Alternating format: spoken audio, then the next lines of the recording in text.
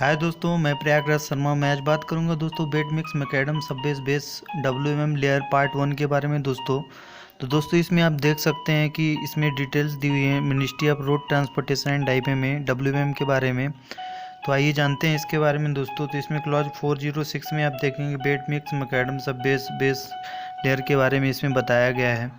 तो इसमें कहा गया है दोस्तों, क्लॉज 406.1 में लिखा हुआ है कि this work shall consist of laying and compacting clean crushed graded aggregate and granular material pre mix with water to a dense mass on a prepared subgrades sub base are existing payment as the case may be in accordance with the requirements of these specifications. The material shall be laid in one or more layers as necessary to lines, grades and cross sections shown on the approved drawings are as directed by the engineer.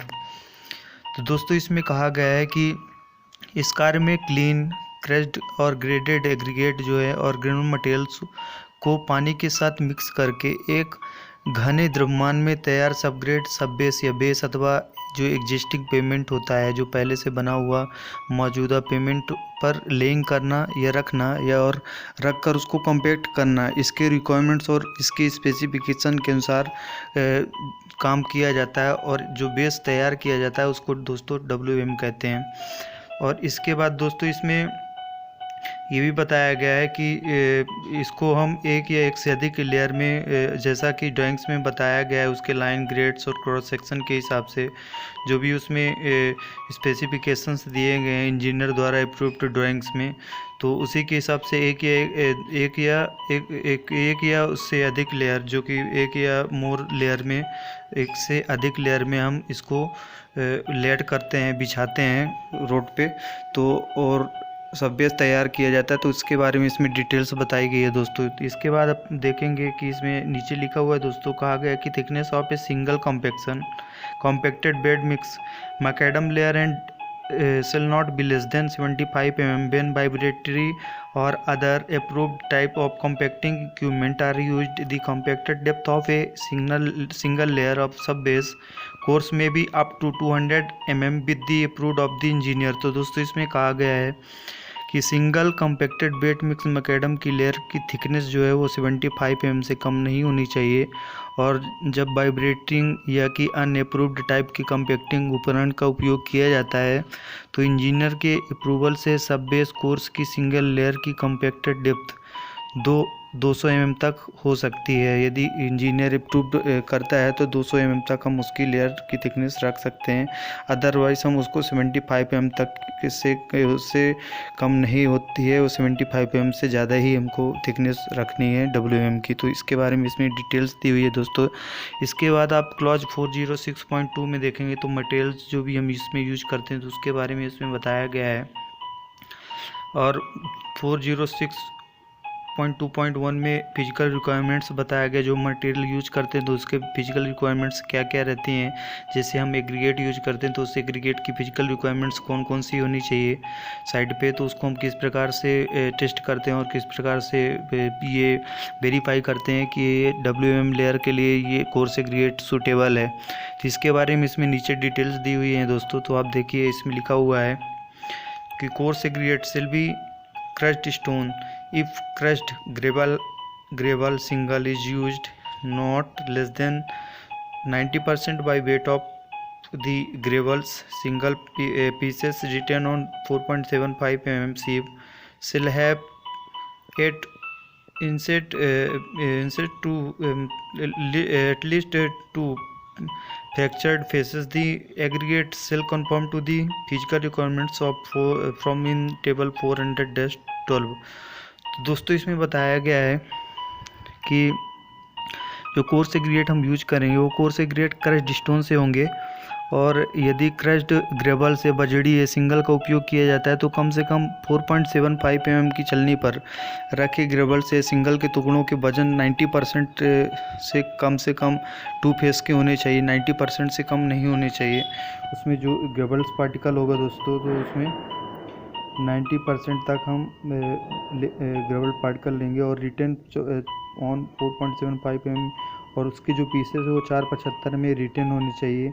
और 2 faces की होनी चाहिए, fractured faces की होनी चाहिए। 2 fractured faces के लेंगे हम मटेरियल जो भी लेंगे उसमें। तो इसके बारे में इसमें बताया गया और कहा गया कि एग्रीगेट टेबल 412 में निर्धारित भौतिक आवश्यकताओं के अनुरूप होंगे। जो फिजिकल रिक्वायरमेंट्स हैं उसको पूरा करते हुए, उन फिजिकल रिक्वायरमेंट्स को फॉलो करते हुए हम एग्रीगेट की टेस्टिंग करेंगे, और जो यदि वो रिक्वायरमेंट्स वो पूरा करता है तो हम उस एग्रीगेट को यूज करेंगे साइट पे। इसके बाद दोस्तों इसमें आप देखेंगे तो लिखा हुआ है कि if the water observation value of coarse aggregate is greater than 2%, the soundness test shall be carried out on the material delivered to site as per IS 2386 part 5। तो दोस्तों इसमें कहा गया है कि यदि वाटर ऑब्जर्वेशन 2% से ज़्यादा आता है कोर्स एग्रीगेट का, तो हमको साउंडनेस टेस्ट करना है साइट पर। जो भी साइट पर मटेरियल डला हुआ फैली हुई मटेरियल का साउंडनेस टेस्ट किया जाएगा।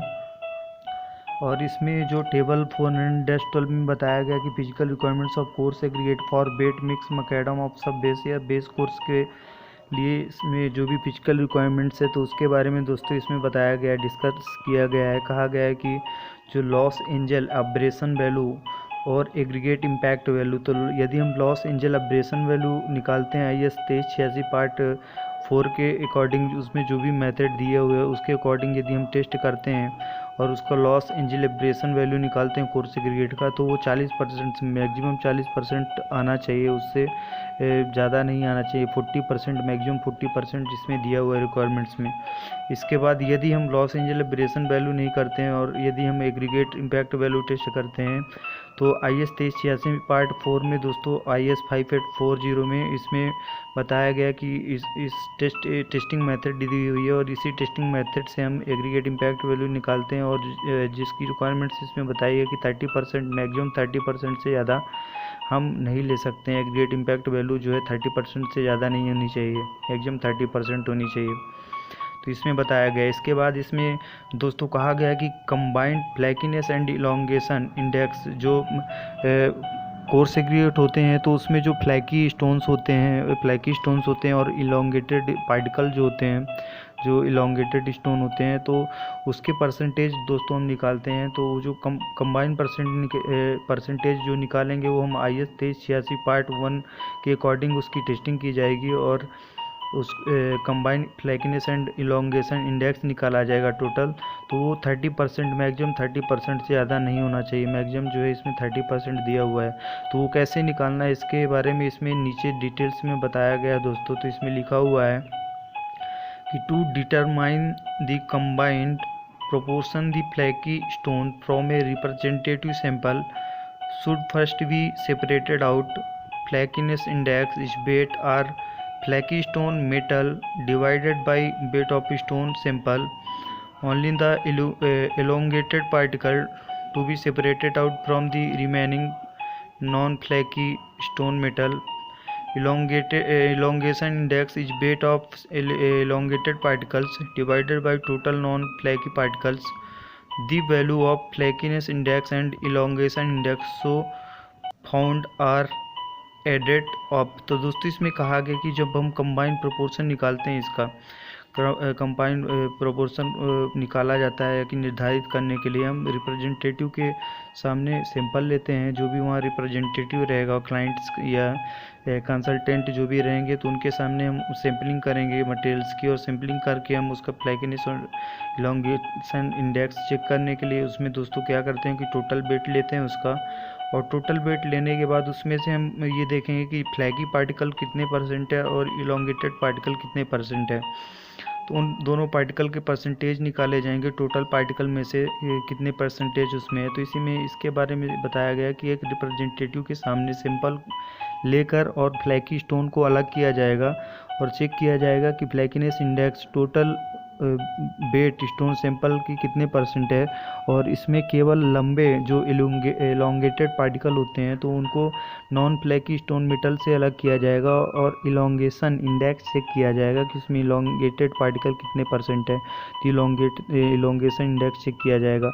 और जो इलोंगेटेड पार्टिकल के वेट को विभाजित करके टोटल नॉन फ्लैकी पार्टिकल से विभाजित कर निकालेंगे, और इस प्रकार निकाले गए फ्लैकीनेस इंडेक्स और इलोंगेशन इंडेक्स की वैल्यू को जोड़कर कंबाइन फ्लैकीनेस इंडेक्स और इलोंगेशन इंडेक्स पता किया जाएगा दोस्तों। तो इसके बारे में इसमें डिटेल्स में बताया गया है। तो जैसे भी जो भी हमारे इंजीनियर्स होंगे वो लेबोरेटरी में आप लोग निकालते होंगे कोर्स एग्रीगेट की फ्लैकीनेस और इलोंगेशन जो है IS 2386 पार्ट 1 के अकॉर्डिंग, उसमें जैसे बताया गया है कि हमको उसमें जो भी सीव दी रहती हैं दोस्तों, तो हम उन सभी सीवों के 200 पीसेस लेते हैं, 200 पीसेस लेकर और उनका वेट लेते हैं। और वेट निकालने के बाद उसमें जो भी सीव दी रहती हैं तो उसमें हम उन सीव से पहले पास करवाते हैं उनको, और जो रिटर्न हो जाती है और या कि जो पास हो जाते हैं तो उनका वेट लिखते हैं। और वेट लिखने के बाद उसमें ये देखते हैं कि जो फ्लैकी पार्टिकल्स हैं दोनों की सीव अलग अलग होती है, जो सीव रहती है इनकी दोनों की अलग अलग होती है दोस्तों। तो एक लेंथ गेज होता है और एक जो रहता है थिकनेस गेज होता है। तो लेंथ गेज से हम ये पता करते हैं कि जो पार्टिकल जो है तो वो इलोंगेटेड पार्टिकल कितने परसेंट है इसमें, और थिकनेस गेज जो है वो फ्लैकीनेस बताता है कि फ्लैगी पार्टिकल फ्लैकी स्टोन कितने परसेंट है एग्रीगेट में। तो वो हम थिकनेस गेज से पता करते हैं दोस्तों। तो इसके बारे में जो है डिटेल्स आपको इसकी मेथड जो देखना है तो आप IS 2386 पार्ट 1 में आप जाएंगे तो उसमें फुल डिटेल इसके बारे में दी हुई है। और यदि मैं भी कभी भी डिस्कशन करता हूँ इसके बारे में तो मैं आपको ज़रूर बताऊँगा इसकी टेस्टिंग की किस तरह से की जाती है। तो आप लोग उसमें भी देख सकते हैं, मेरी वीडियो में भी देख सकते हैं इसके बारे में कि कंबाइंड फ्लैकीनेस इंडेक्स और इलोंगेटेड इंडेक्स किस तरह से निकाला जाता है दोस्तों। तो इसके बारे में भी हम कभी डिस्कस करेंगे।